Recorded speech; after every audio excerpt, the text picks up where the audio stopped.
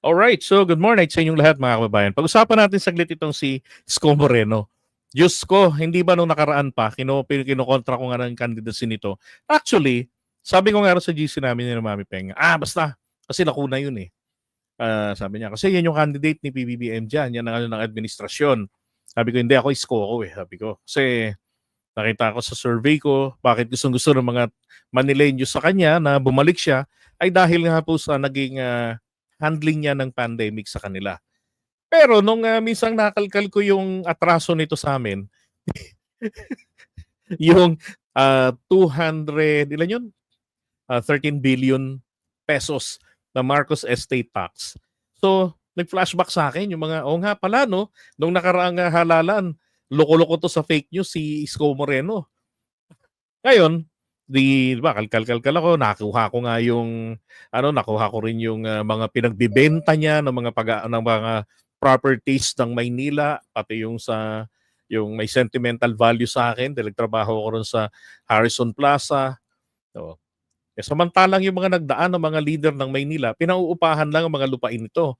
Pero siya nung pandemic, nako, ibinenta at nagbida-bida na mayroong gamot pang COVID ang lungsod ng Maynila at meron pang ayuda na samantalang ang national government ay meron.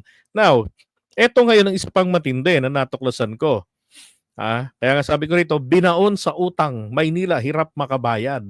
Eto ho, sa post mismo ng, or sa publication mismo ng Daily Tribune, ang nakalagay dyan, Manila pays death slowly but surely. Bakit? Bakit po agad ang tanong ko rito? Kasi nung pandemic, kumita po ng ilang bilyon ang lungsod ng Maynila. Dahil nga sa pagbibenta ng mga ari-arian. Tapos, nangutang pa. Nag-ala Duterte. Tanong ko naman po ngayon mga kababayan. Si Jonas Batang Maynila. Anong LGU dito sa Pilipinas natin ang nangutang pa? Nang dahil lamang merong pandemic. Ang Quezon City hindi nangutang. Ang Manila, ang Makati, ang Alabang o yung Lipa City, San Juan, Batangas. So ano pa mang ibang LGU rito mga bayan-bayan, hindi ho nangutang nung pandemic. Ang ginawa nila, dinivert nila yung mga pondo nila para sa mga proyekto, 'di ba? Ginamit nila para diyan sa i-address yung pag-ayuda sa mga tao, yung pagtulong kasi yun yung naging primary nung may pandemic noon. Tulungan yung mga kababayan natin yung hindi makapagtrabaho. Kasi kapag kain ng problema niyan, gutuman talaga yan, di ba? So nagtaka ako ito, bakit kayo nagkautang pa? Ngayon, sabi rito, in a statement, Manila Mayor Hani Lacuna said that since taking office in mid-2022, Lacuna's administration has already paid 2.5 billion of the 17.8 billion utang. My God! Maynila, nagkautang. Kapitolyo ng bansa, nagkautang ng 17.8 billion pesos. Ano yan? Meron pang donations sa sinasabi nila noon kung natatandaan nyo. Meron pa, di ba?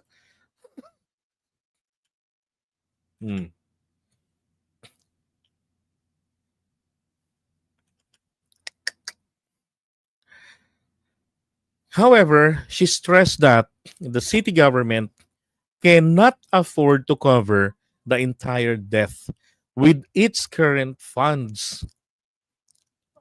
Tingnan nyo kung gaano niya ibinaon ha. She also revealed that the previous administration debts will take up to 20 freaking years until 2044 for the Manila city government to fully paid with a total debt amounting to 17.8 billion. Oh my God, ang mayor ninyo. Grabe. Alam nyo, paborito kong content si Isko Moreno dati, nagma-Manila Bay ako. Hindi lang ako sumasama sa tambayan ng mga Manila Bay vloggers noon. Kasi yung mga yung tatambay doon sa may ano, sa may yung garden diyan sa labas ng City Hall. Wala namang yung mga vloggers doon, wala namang pwesto yan, eh, walang opisina yan sa Manila City Hall. Although napagkakamalan silang mga Manila City Hall vloggers, wala. Wala silang connection doon. Doon lang sila sa garden natutulog, nakiki-internet doon sa may ano LRT station, kakain doon, bibili ng pagkain nila tapos makiki-internet dahil may free wifi doon. Doon sila nag-a-upload. Ganoon ang gawa nila. So maghapon, ganun yung galaw ng buhay nila doon. Ako naman, umuwi ako dito sa bahay. So punta ng umaga, ganun. Dahil nagko-call center ako noon pagkagabi. Oo. Pero grabe ano. Dapat mang imbestigahan yan. Ay, nako. Naku, grabe. Binalak pa palang ibenta. Kalahati ng luneta. Isko Moreno. Bakit to bumalik kaya ng Maynila? Di ba? Tanong, bakit ito bumalik ng Maynila? Di ba, sa susunod na live natin, doon ko naman po yun i-reveal sa inyo. Ano pa? Sabi niya, the mayor added that the city government is struggling because people need social services. Tama naman. Hindi mo naman pwedeng ibuhos ang pera ninyo dyan sa utang lang, di ba?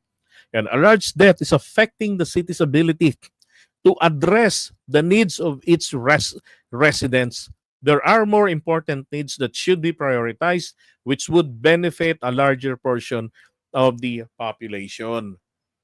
Diba? So, ngayon, naintindihan ko na kung bakit nagkaganyan-ganyan ng Maynila. Isa pang pagkakamali rin dito ni Hani Lacuna. Although, naging makatao lamang siya eh. Kasi, tignan nyo bakit dumugyot ang Maynila? Pumangit uli yung Maynila daw. Pero malinis pa naman yung Divisoria, okay pa naman sila. Pero bakit daw naging ganon? Kung sino yung tauhan ni Isko Moreno dati sa Maynila, same people pa rin naman yung mga tauhan ni Hani Lacuna. So kung bakit nagkaroon ng sabi natin, nadugyot, pumangit yung Maynila, dumumi, may problema raw sa basura, ganyan. Ayan maliwanag hirap kasi sila. Kaya po ngayon, merong kalahating bilyon outstanding debt ang Manila City Hall. Doon sa Lionel yata yun, yung contractor nila sa paghahakot ng basura dyan. So kung sino ang may kasalanan, bakit tumugyot ang Maynila, kasalanan po yan ng mga tauhan din ni Isko Moreno na inampon ni Hani Lacuna. Pinakiusap ni Isko yan sa kanila eh. Sabi niya noon Ate Hani, wag mo naman tanggalin sa trabaho itong mga tao ko, itong mga OATs ko. Kasi alam nyo, ito lang yung kabuhayan nila eh. Di ba? So yung mga OATs na yon are the same person na naglinis ng Maynila, kinontent ng mga vloggers, di ba? Kaya nakikita natin ganyang malinis.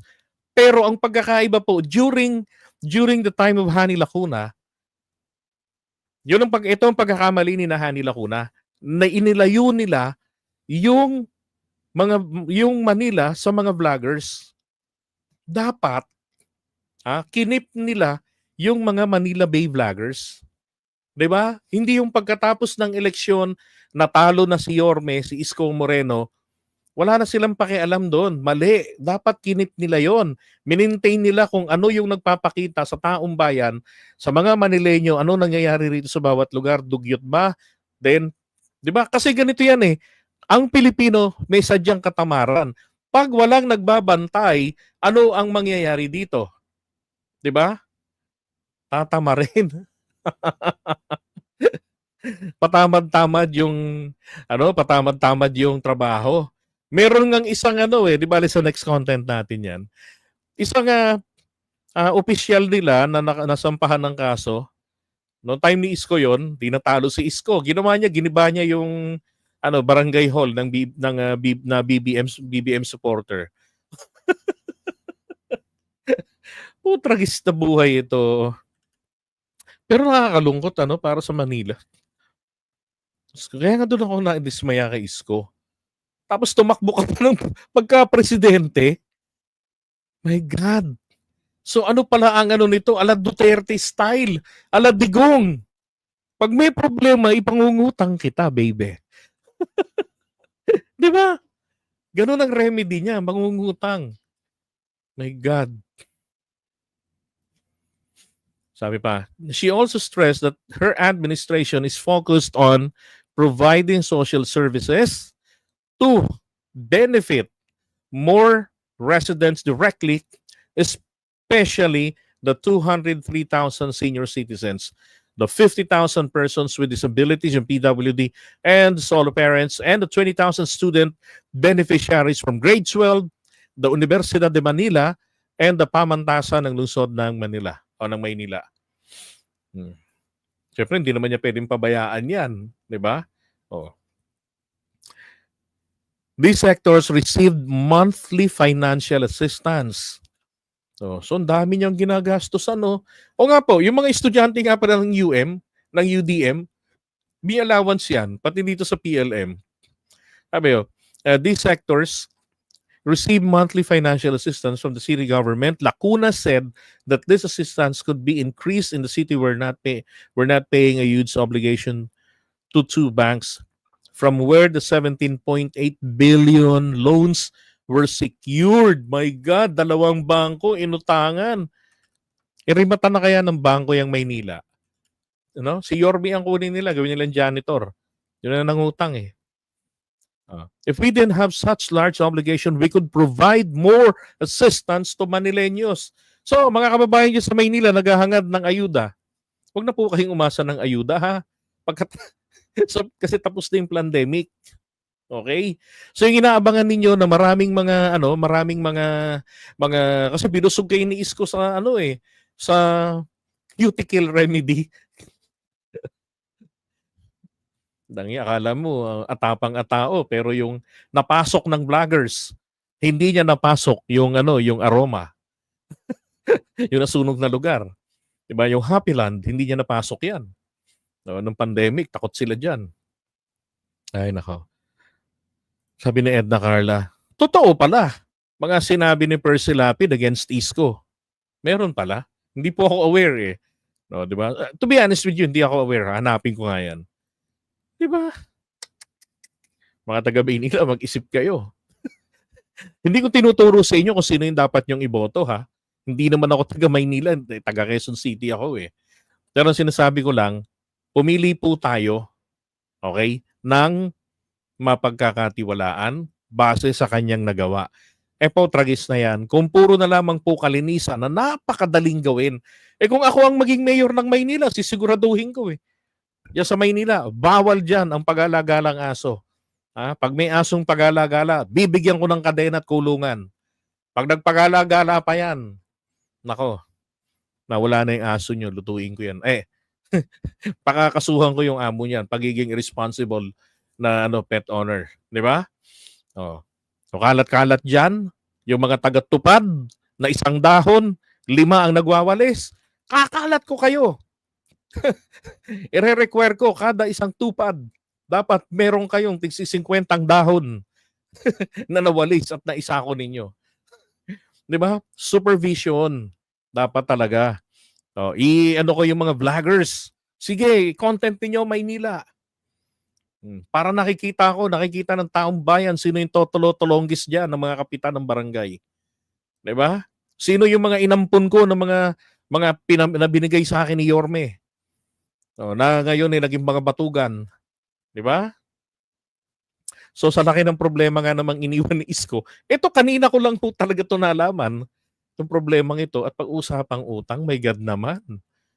'Di ba? Una, tanong ko lang bakit kailangan ni Isko magbenta ng mga properties ng Maynila sa gitna ng pandemic na walang activity ang taong bayan, walang gaanong gastusan? Babayaran lang. Ang gastusan lang naman po doon, yung sahod ng mga government employees.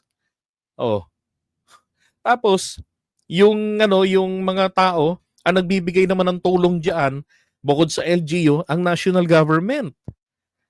'Di ba? Kung hindi nyo kaya, then handyan ng national government. 7 trilyon ang inutang ni Duterte noong panahon ng pandemic. My goodness.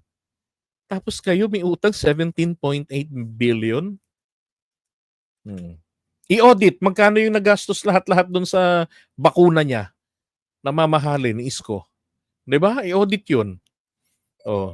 para malaman anong nangyari sa utang. Saan napunta 'to? 'Di ba? Ang mga Manileño ba, sinabi ba sa inyo 'to? Mga ka-two joints, gusto ko lang ipaalala sa inyo, nangutang ako ng 17.8 billion ha. Babayaran ng buwis nyo yan, abot nyo ng 20 years. Oh, 'di ba? At least hindi ko kayo tinotolongges.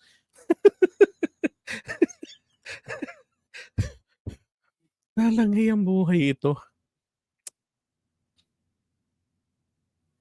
Sino yun? Si Attorney Alex Lopez ang nagbunyag ng ginawa ni Isko, pero hindi siya ang binoto ng Manileño. Saklap, 'di ba?